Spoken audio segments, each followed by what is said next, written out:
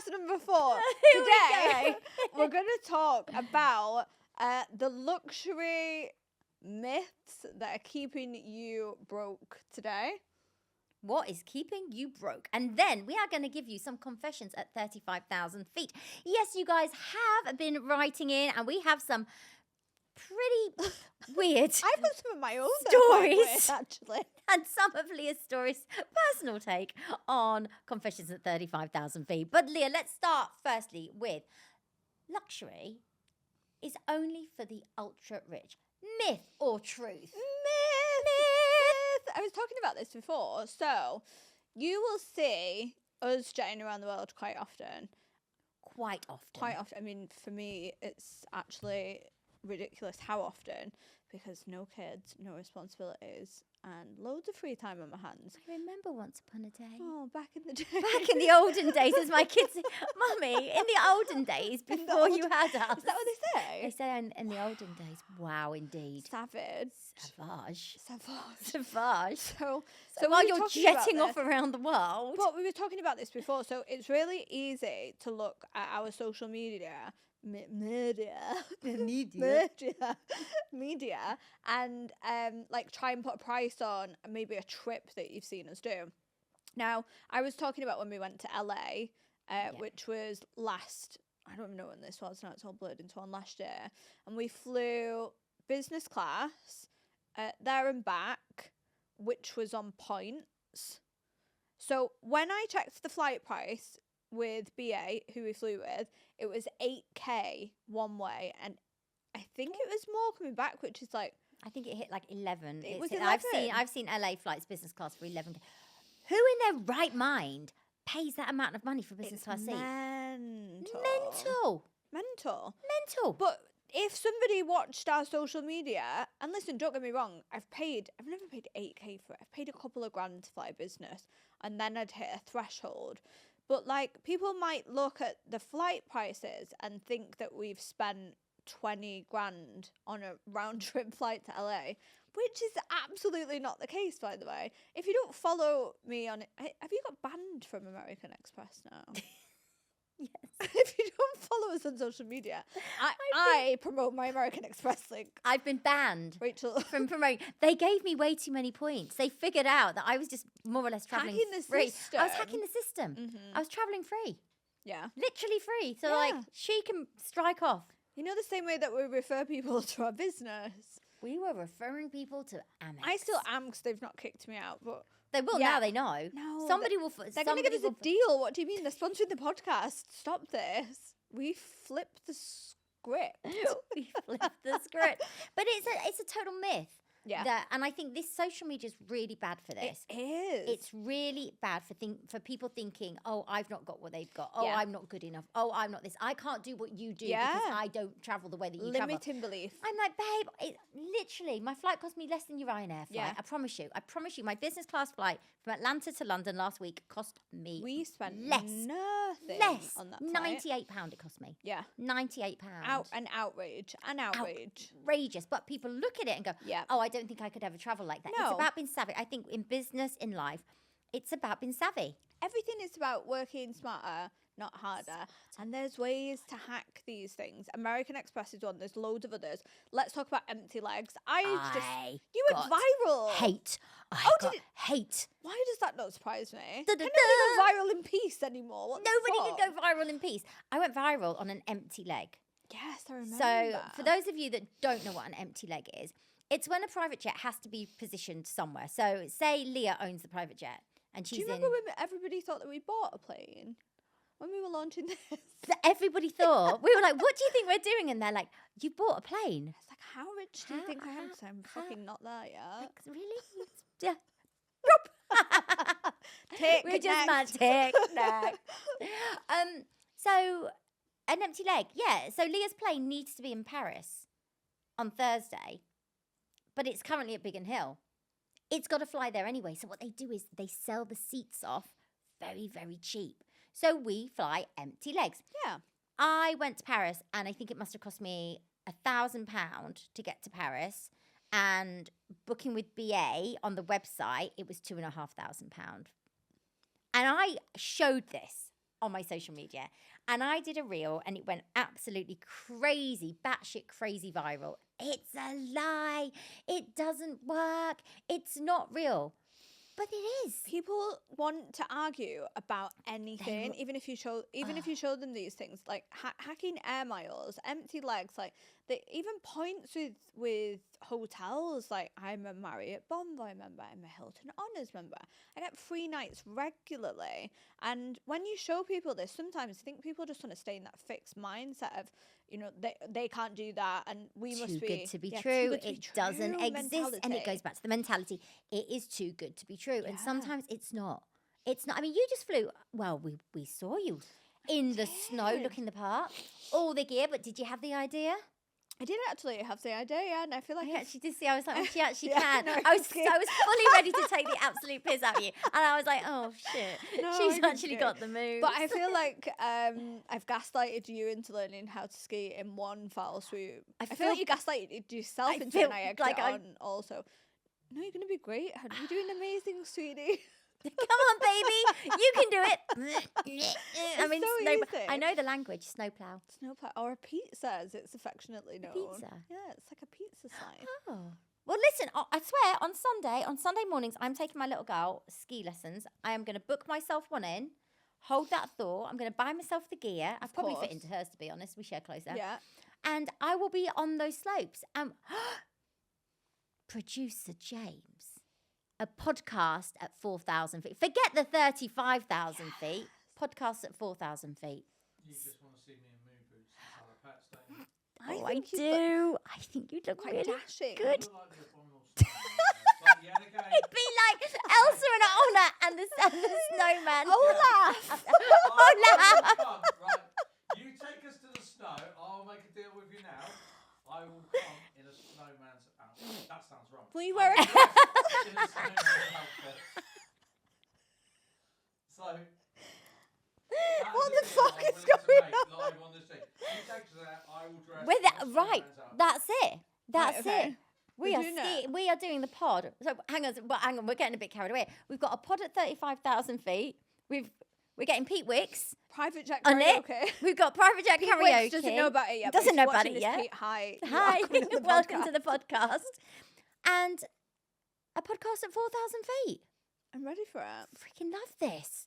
We go so off piste. We and go it couldn't be, so off piste. It couldn't be any more apt for a ski podcast.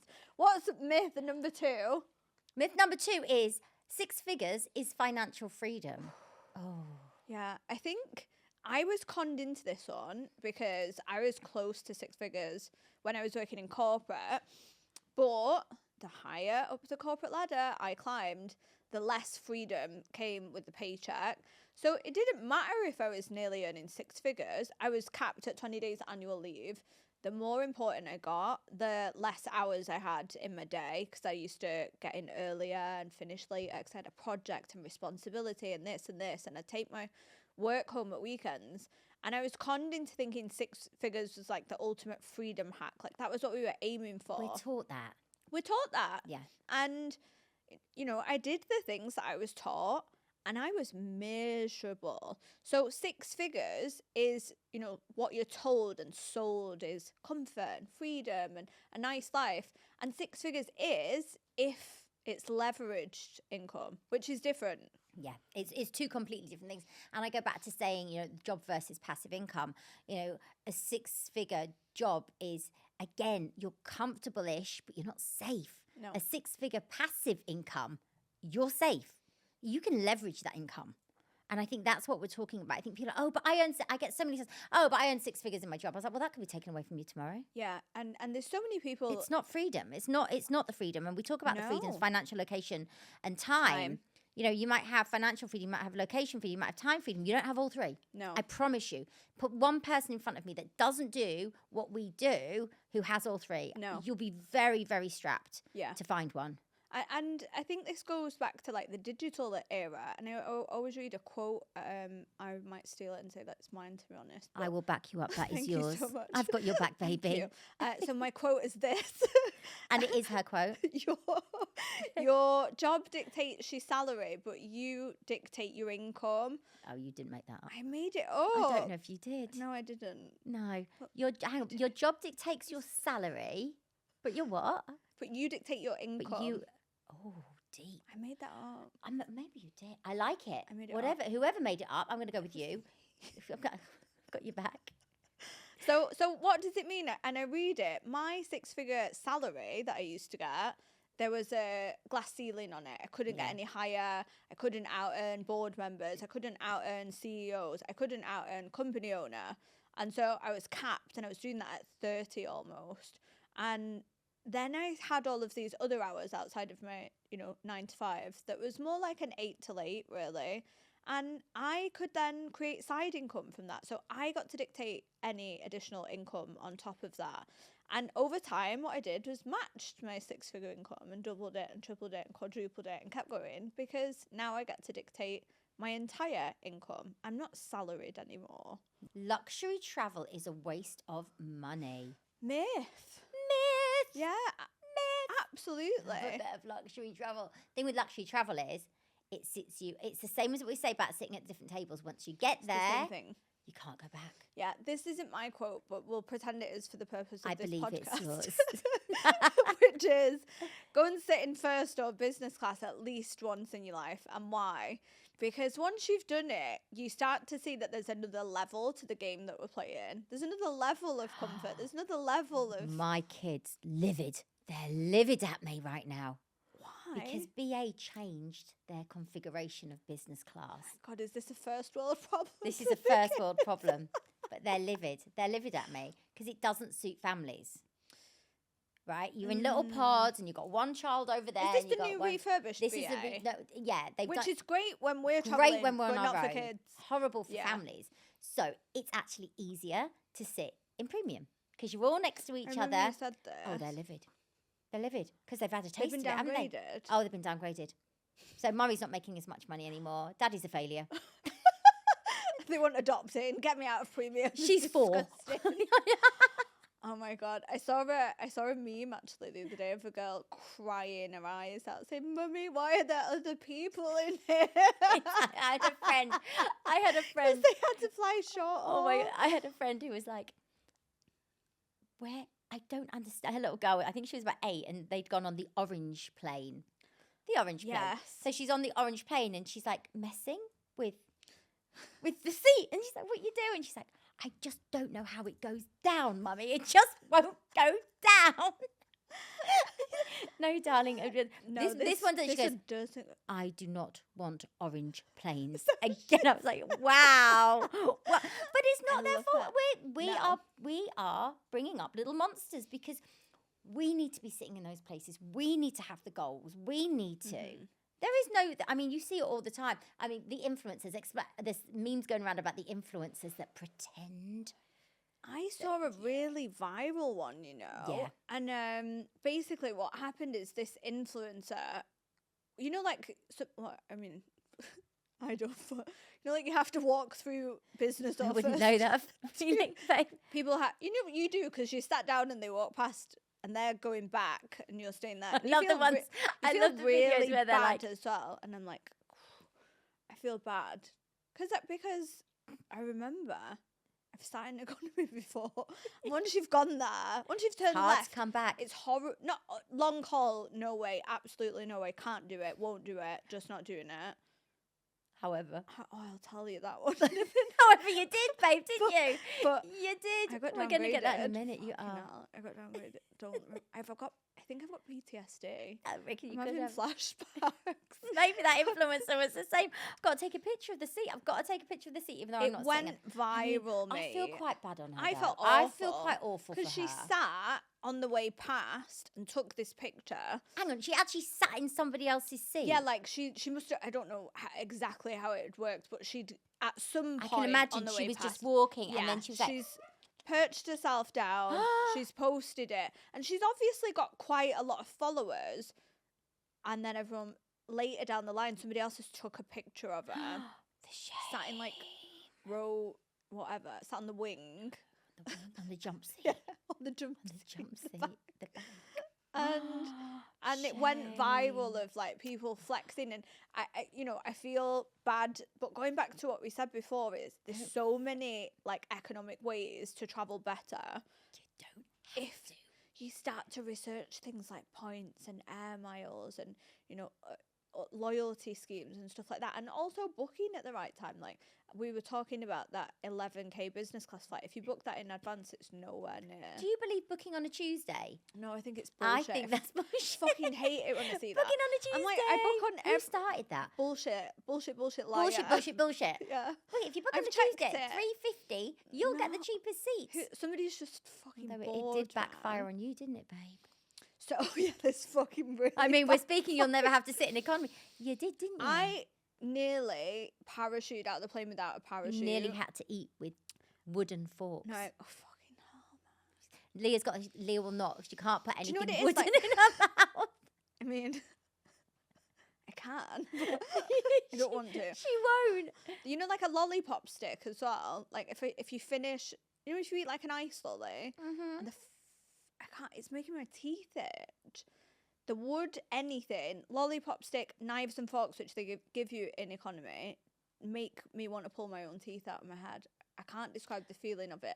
So I was on standby. Now this is where it can go tits up. It by can the way. go horribly tits up on stand. We do a lot of standby flights. In do a all lot of honesty, we standby. do a lot of standby flights. And standby basically you get when you've got a certain status with an airline. And you pretty much know if you're going to get upgraded before you fly, and sometimes we'll miss a flight on purpose so that we know that we're going to get the upgrade. But I flew, everything was looking rosy. I had my first class ticket. I had put my suitcases on. I'd gone through the gate. So you've got it in your Ticket in my hand. fucking hand. It says first class. 1A. Whatever. Yeah. And I'm at the gate waiting to board. And then Shame. on the board, it came up with my full name, go to the desk. And I was like, oh, weird. It's like, I'm already in first class. Like, what are they upgrading Am I going me to sit on to? the pilot's knee? Yeah, I like, mean, this is whoa. a Yeah. wow, thanks. Like, I don't understand what's happening. This is amazing. Special, Best honorary. day ever. Mate, they fucking downgraded me, not to business, not to premium, to economy. Middle row, in between two big people. Middle row, they were big. They were spilling into my side of the chair that wasn't even a full chair. And it was 11 hours, 30 minutes, night flight from LA. And I had to drive when I landed back from Heathrow.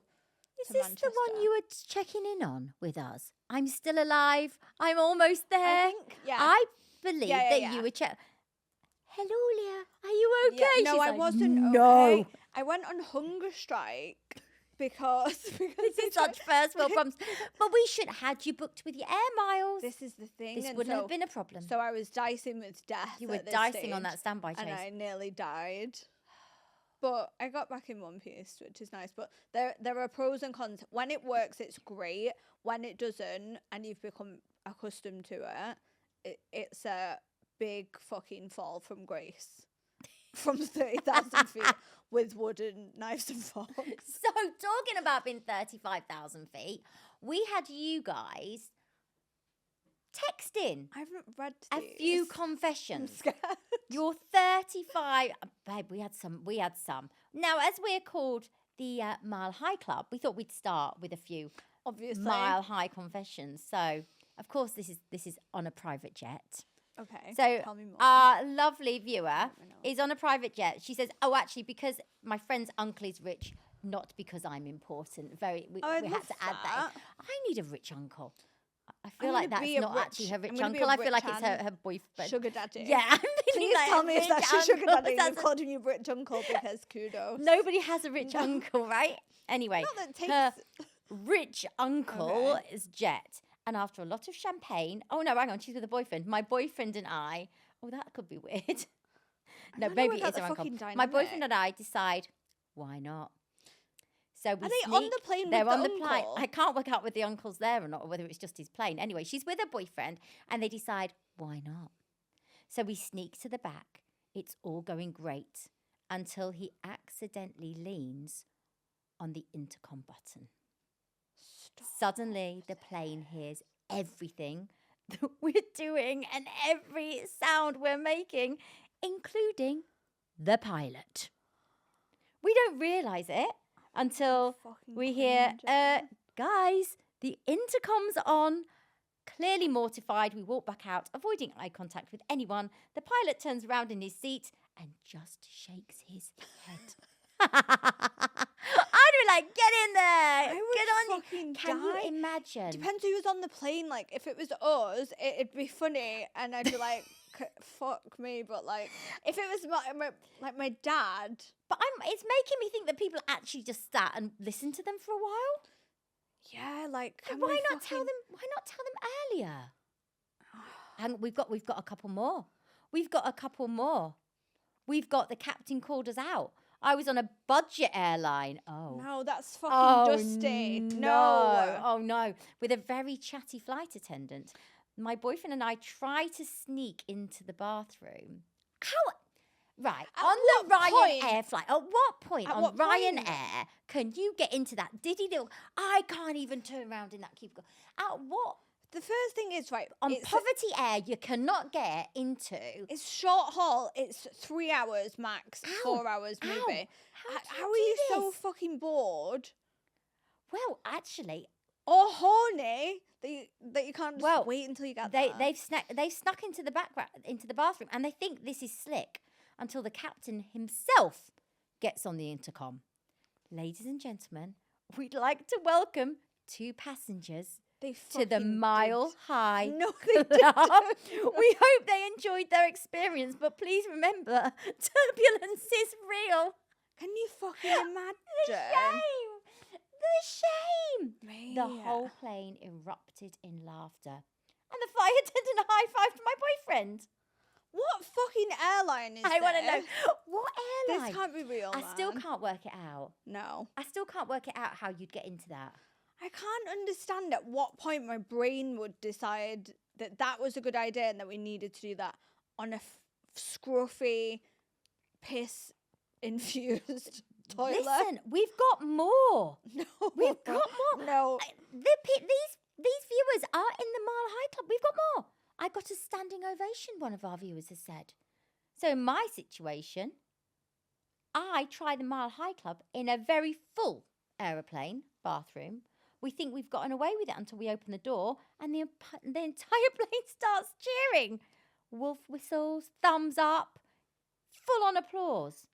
What are people expecting, honestly? Because But would you though? If I'm there's sitting, fucking hundreds of no, people. not would you do it? Would you clap? You'd know what was going on. Oh, I'm not yeah, being like funny. if I saw somebody else, I would clap. But I mean, I wouldn't. It's clapping on the plane allowed. Not when you're fucking landing. That would drive me.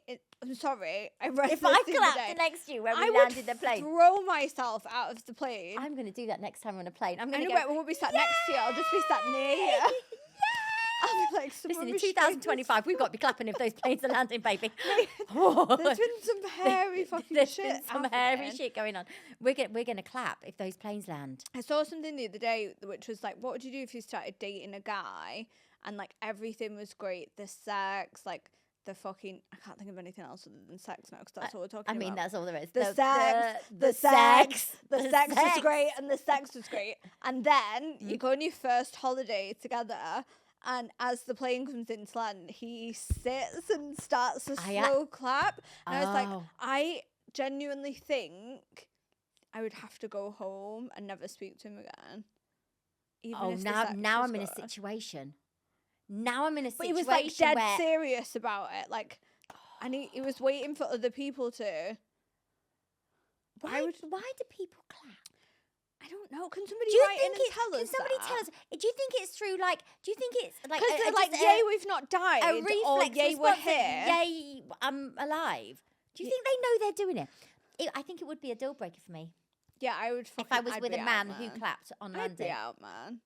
But can you write in and tell us why people do that? If you're a clapper, by the way, if you've got the clap, You got the clap.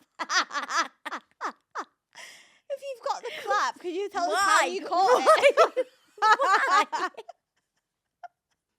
Please. Because I need to know the innermost workings of a psychopath if you clap when the plane lands. Do you know what? Yeah, but I find it's actually destinations. Tenerife is a big one. Oh my God, Tenerife's got the clapping. Tenerife's got the clap. They love to clap when you land in Tenerife. They do. Tenerife and a lot of the Barbados. passengers. Nobody would clap. Nobody's clapping at Barbados. Nobody's clapping in LAX, Barbados. no one's clapping. No. Alicante. They're fucking clapping. Alicante. They're going like the clappers. The clappers are in Alicante. Why? Why? No, why? Oh, it's fucking funny. DM us where there's I wanna know clappers why. and why they're clapping. And where are they clapping? I bet it's Alicante. Alicante, they're And absolutely Tenerife. clapping. Tenerife South. Only the south. I don't think there is a north. I think it's just called Tenerife South. And so the other and the last one of these that we want to cover, and then I've just been reminded of a story I want to share. But the last one that we want to cover is this. A lot of people think, and a lot of people have assumed with me, that I come from money because I have money. So that I was speaking to a guy who, I'm not going to go into the story. I was speaking to a guy. We're not going to name No, names. we don't need to go into it. And he assumed that I was like privately educated, came from a wealthy family, like basically that I grew up with a silver spoon in my mouth. And I am not from money. I have money, but it wasn't a generational thing. So I think a lot of people assume really incorrectly that because of where we are now and the way that we travel or whatever, that they think we've grown up around it. But that is like myth number 5 is most millionaires have built from the ground up. Most billionaires have built from the ground up. Work ethic, because they've had to. Work ethic. Well, yeah, because imagine you're given everything. You have nothing to work. And I'm very, very aware of this with my children, to create, and instill in them work ethic. Because they can have everything and I can give them everything. So what have they got to work towards? Yeah. You'll find the most wealthy people in the world are the ones that have actually grafted. Like we were away at a hotel the other week and there was this dude checking out the same time as us.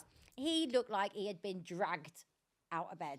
Literally, I've never seen such a state. He's in his slipper. He's stolen, by the way. He's stolen the slippers. Oh, I know. I mean, but I feel like you need to do are we that. allowed to take the slippers? Yeah, I feel like they're a free gift at this point. Are they point. a free gift? Yeah. Well, I stayed in a hotel in London once, and you there was get a fine for the dressing gown. No, there was Burberry, and now some of you will know which hotel this is. There is a certain hotel in London where they give you Burberry Macs in your cupboard. Now, I thought that was a free gift for staying, and I took the Burberry Mac. Did they charge your credit card? Damn right, they charged my credit Have you still card. got it? I know it's like free I still shopping. have it. For me, in my head, it was still free because obviously. Yeah, But anything that happens I like on a actually credit thought card they were charge, it's nothing to do proper with gifting me. me. Anyway, back to where I was. The dude, he's stolen the slippers, and I'm like, all right, teething the slippers. I'm thinking, no, he looks a mess. Walks outside, gets into a brand new, like Rolls Royce. Is they called Wraith? What are they called? Wraith. Are they Wraith. Wraith. Yeah. Anyway, Yeah. but you know what? I bet millionaire, secret millionaire, but I bet he does something like, I don't know, sell shoelaces. It's all he works his ass off doing something random. I think that's another thing. People think that they have to have businesses and they have to do this.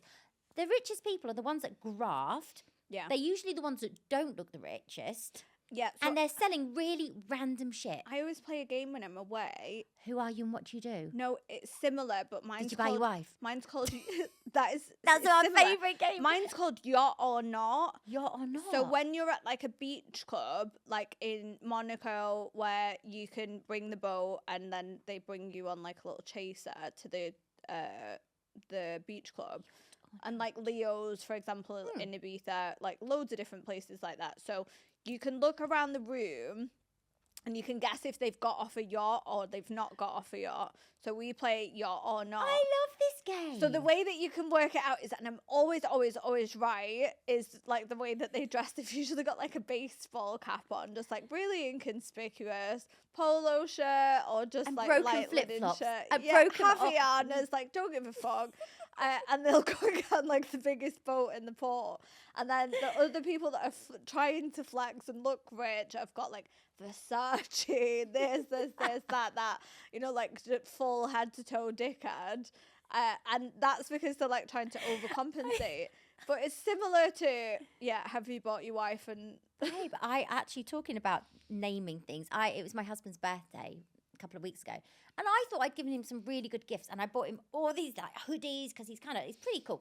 All these hoodies, and it had like McQueen and Balmain. He was like... Took him straight back. He went, Rach, I look like I'm trying to be rich. I was like, trying to be rich. No, I am, He was like, Rach, I'm looking like Delete I'm this. trying to be rich. He was like, get rid of the names. I was like, but I love them, baby. He was like, no. Yeah, No. It's definitely like a flaunt it thing, or not flaunt it thing, but like you said before, like most millionaires have built from the ground up. And on the flip side, here goes another fact. She's got a stat. She's hitting us with the numbers. So it's like by the third generation of wealth, usually the third generation will have squandered it if it was generational. And that's because as it continues down and down and down, because they've always had to do less, the work ethic decreases. So what you've just said about your kids the and work ethic. teaching them like how to manage money, what, you know, actually working for money looks like, while they can have everything, you're instilling values into them. And we talk a lot in our mastermind about eating your money. And there are people, you know, who are making $200,000-$300,000 a month and are still broke at the end of the month. So money, you know, wealth management. I think that's a whole other podcast. We could do a full podcast on that. Because I openly earned $1 million and lost $1 million. Yeah. You know, I've spoken about that on podcasts before, where I was a millionaire at 27 and I lost it all. By the time I met my husband, I ate my money. I had no wealth management. I had nobody to guide me. By the time I met Shaq, I was broke. I was broke again. It's hard, and it's like also when you've never had it, the like temptation to eat it, throw it at stuff, you know, do stuff with it is so big that you don't think about things like investment unless you're around the right people, which is like the mastermind and the other people that are in the industry at this level. The conversations hit different because of the tables that we sit at and the tables that we're at as well. And so now we get to help the team manage money and think about investments as it starts to come in, which I think is another great thing about our industry. Like my boss didn't give a shit he didn't want me to make any money outside of my 9 to 5. Never mind, like tell me where I could invest or what was a good business deal. And talking of helping people, we want to help you guys. So again, we want you to write in with your questions. Agony aunts are here. I think we need to do the next one is going to be an agony aunt session. Yeah, like how can we help you with business, branding, network marketing, general life shit? Send us anything in. I'm not going to promise that she's going to help you with love, but... And no. Do you know what? But I will make you feel fucking better about your situation. So write in anyway, because you're going to get something out of it. Leah the love doctor. Leah the fucking hot mess. James looks a bit like a love doctor. Oh. We might have to get you involved, James. No, you look like a bit of Just a a love mess. doctor. Producer James, we need... No! You know, a bit sweaty, a bit something like Yeah, one of those that needs to get arrested. Yeah. And that's the last episode with James, the producer. You're a Next liar. week, And he's out. new producer Michael. Joking, Ooh. James, but get on my producer Michael. We're not swapping you in, Puppet. We're not. No. We're sticking. Not yet. Not until you've dressed up as a air Not allowed to hostess. say it. Covers the snowman. Listen, Oh, we're doing yeah. karaoke at 4,000 feet. We're doing karaoke with Pete Private Wicks. jet I'm going to say that again I until he can't comes wait on. for you to text cannot Peter. Wait. I don't know So- why he's been the first victim, but you No, are. well, no, we had Mark Wahlberg. Mark Oh. Wahlberg was the first Yeah, victim. yeah. We had the first victim, Mark Yeah. Wahlberg. And now we're getting... I mean, how we got from Mark Wahlberg to Pete Wicks is fucking mental. two But I've got no podcasts. problems with either. I'm I happy would about take- both. We'll take either. We will. Both together if they have to. So we're going to leave it there. Write into us, because this is going to go fucking downhill quickly. Write into us with any questions, whether the network marketing, life related. We want to cover them in our agony aunt session. Make sure you hit like, subscribe, and share this with anybody that needs to listen. And we will see you all very soon. Thanks, friends.